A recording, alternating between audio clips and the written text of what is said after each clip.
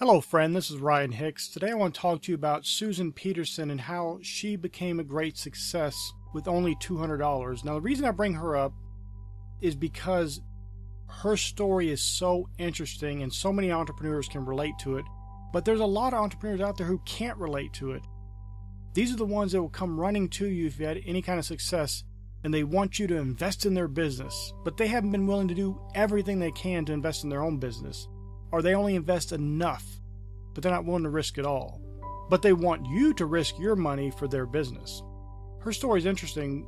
When her second child was born, she wanted to buy the child some little moccasins.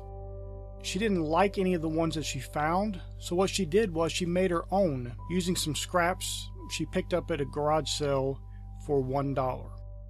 She blogged about her moccasins that she made for her child, and people liked it. And she realized she had a good business idea. So what happened was her brother had a window replacement business, and she would take the old windows, bang the glasses out of them, and then sell the metal frames, the aluminum, for money. And that's how she raised $200 to buy her first large portion of material to make moccasins to resell. And now she had an appearance on Shark Tank. She had an investment from Daymond John. And now she is becoming even bigger success with millions and millions and millions of dollars in sales each year. Now the reason I bring her up is because so many people only want to do just enough. They don't want to invest all. Think of this, a woman who has very little resources and she sees opportunity but doesn't know how to get the money to make the opportunity into a reality for a business for her. So she sees her brother has this window replacement business and he's throwing away all these old windows, and she sees opportunity. I can take the scraps, sell it, and use that money to build my business and start my business. And I've known many people over the years who've done the same thing. Like I've told you before, I started one of my first successful businesses with $500, my rent and electric money, all the money I had in the world at that time. I put into it, and if it wasn't a success, if my business wasn't a success, I would have to go live with my parents or do something like that. I would have no shelter, I'd have no food, I'd have nothing. It had to work. And so I get entrepreneurs regularly contacting me, wanting me to invest in their business, but they haven't done everything they can.